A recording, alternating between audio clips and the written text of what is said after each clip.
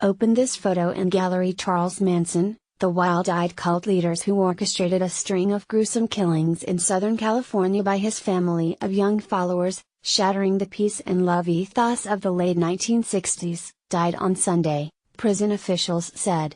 He was 83. Manson died of natural causes Sunday evening at a Kern County hospital, the California Department of Corrections and Rehabilitation said in a statement. It gave no further details of the circumstances surrounding his death. He had been serving a life sentence at the nearby Corcoran State Prison for ordering the murders of 9 people, including actress Sharon Tate. Long after Manson had largely faded from headlines, he loomed large as a symbol of the terror he unleashed in the summer of 1969. The very name Manson has become a metaphor for evil, the late Vincent Bugliosi, who prosecuted Manson, told the Los Angeles Times in 1994. A recent photograph showed the gray-bearded killer's face still bearing the scar of a swastika he carved into his forehead decades earlier. Manson became one of the 20th century's most notorious criminals when he directed his mostly young, female followers to murder 7 people in what prosecutors said was part of a plan to incite a race war. Graffiti with victims. Blood. Tate, age 26 and 8 months pregnant, was stabbed 16 times in the early morning hours of August 9, 1969, by members of Manson's cult at the rented hillside house she shared with her husband, filmmaker Roman Polanski, in the Benedict Canyon area of Los Angeles. 4 friends of the celebrity couple, including coffee heiress Abigail Folger and hairstylist Jay Sebring, were also stabbed or shot to death that night by Manson followers, who scrawled the word "pig" in blood on the home's front door before leaving.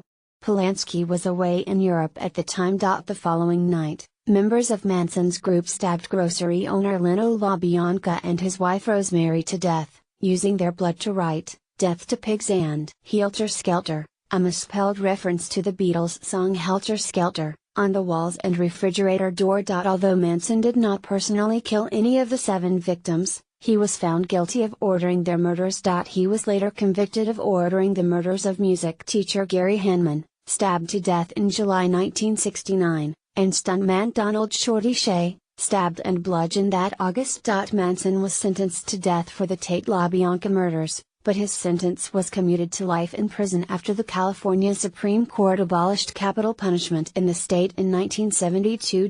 Born Charles Mills Maddox on November 12, 1934, in Cincinnati to a 16-year-old girl, Manson spent much of his youth shuttled between relatives and juvenile detention halls. By age 13, he had been convicted of armed robbery. Newly paroled from prison in 1967, he began attracting members of his family in San Francisco's Haight-Ashbury district, which had become a haven for the hippie youth culture. The group moved with his followers to the Los Angeles area, eventually settling at Spahn Ranch, site of an outdoor movie location used for Western films and TV shows. Communal sex and drug use were a way of life as Manson became a messiah to the runaways, outcasts and criminals drawn by his charisma, intimidation and twisted spiritualism. One follower told authorities she had seen Manson bring a bird back to life by breathing on it. Another said he could see and hear everything she did and said. Manson aspired to be a rock star, and through one of his followers befriended Dennis Wilson, drummer of the Beach Boys, who would go on base their 1969 song Never Learn Not to Love on a Manson composition. Wilson introduced Manson to music producer Terry Melcher, who later snubbed him. Melcher, along with his then-girlfriend, actress Candice Bergen, had previously rented the Benedict Canyon house. The brutality of the killings stunned the nation. There was a lot of fear, Bugliosi, author of the chilling book about the murders, Helter Skelter, told The Times in 1994. The words printed in blood made it especially frightening for the Hollywood crowd. Sensational Trial denied his request to represent himself during his 9.5-month trial. Manson showed up in court with an X carved into his forehead, and would later alter it into a swastika.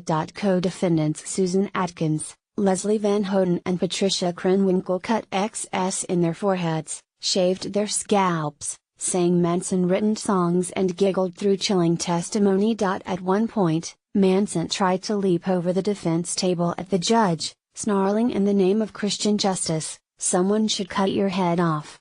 The judge began carrying a gun afterward. Manson ultimately was brought down by his followers.